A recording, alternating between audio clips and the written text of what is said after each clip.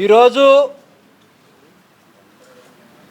ఈ యొక్క చంద్రబాబు నాయుడు గారికి కేశినేని శివనాథ్ చిన్ని గారు ఎంపీ గారికి ఎందుకు పాలాభిషేకం చేశాం అనేటువంటి అంశాన్ని మీ ముందు ప్రజల్లోకి తీసుకెళ్లాలనేటువంటి ఒక గొప్ప సంకల్పంతో ఈ రోజున మీడియా మిత్రుల ద్వారా ఈ యొక్క కార్యక్రమాన్ని ఏర్పాటు చేయడం జరిగింది.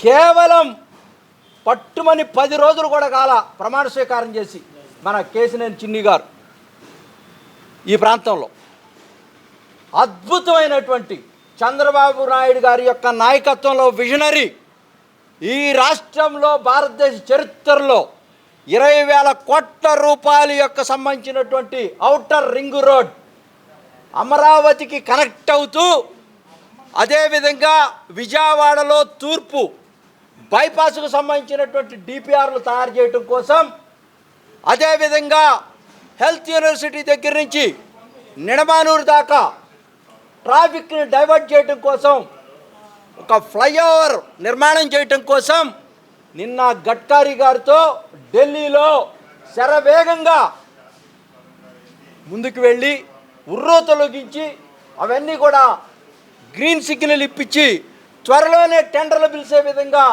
శివనాథ్ చిన్ని గారు చేసినటువంటి కార్యక్రమం అసలు అద్భుతం.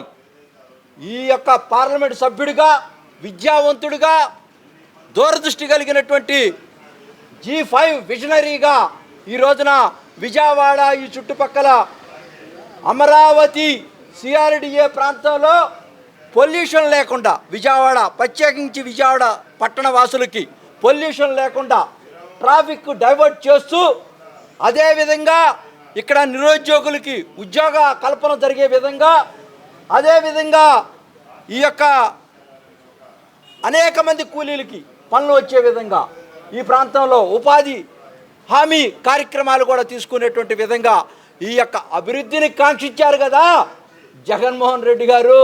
మీరేదో 7 లక్షలు వేశాను, DBTలో నొక్కాను అని చెప్తున్నారు కాదు కదా. ఇది కోరుకుంది జనం, ఈ అభివృద్ధిని కోరుకుంటా ఉన్నారు. సంక్షేమంతో పాటు అభివృద్ధిని శరవేగంగా ముందుకు తీసుకెళ్ళటం కోసం అనేక విధాల ఈ రోజున ఇంకొక ప్రతిపాదన పెట్టారు గడ్కరీ గారి దగ్గర చంద్రబాబు నాయుడు గారు. హైదరాబాద్ నుంచి విజయవాడ దాకా 6 లైనింగ్స్ కాకపోతే 8 లైనింగ్స్ కూడా పెట్టాలా, నేరుగా అమరావతికి కనెక్ట్ చేయాలనేటువంటి అంశాన్ని కూడా తీసుకొచ్చారు. దాన్ని కూడా శాంక్షన్ చేయబోతా ఉన్నారు. ఇవన్నీ కూడా 20,000 కోట్ల రూపాయలు అయ్యేటువంటి బడ్జెట్, ఈ సామాన్యుడికి అందేటువంటి బడ్జెట్ కాదు.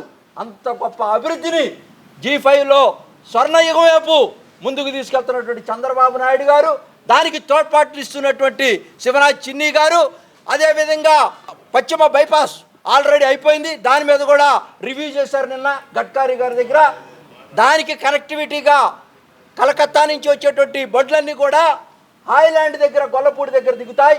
ఇవన్నీ కూడా దాదాపుగా ఐకాన్ బ్రిడ్జి కూడా శరవేగంగా కృష్ణాయపాలెం మీద నుంచి కూడా 3 కిలోమీటర్లు కృష్ణానది మీద కూడా గొల్లపూడి దగ్గర నుంచి కూడా కంప్లీట్ అయిపోయింది. అది 1700 కోట్ల రూపాయలతో కూడా కంప్లీట్ చేస్తూ ఉన్నారు. అత్యద్భుతంగా కృష్ణానది పరివాహక ప్రాంతంలో ఈ చుట్టుపక్కల మొత్తం కూడా అభివృద్ధి శరవేగంగా జరగబోతూ ఉంది.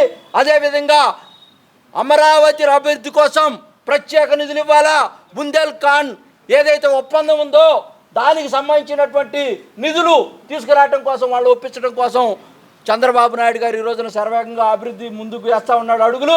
తప్పకుండా ఈ యొక్క విజయవాడ పట్టణంలో శరవేగంగా అభివృద్ధి జరుగుతూ ఉంది. చుట్టూ రింగ్ రోడ్లు పెరుగుతూ ఉన్నాయి.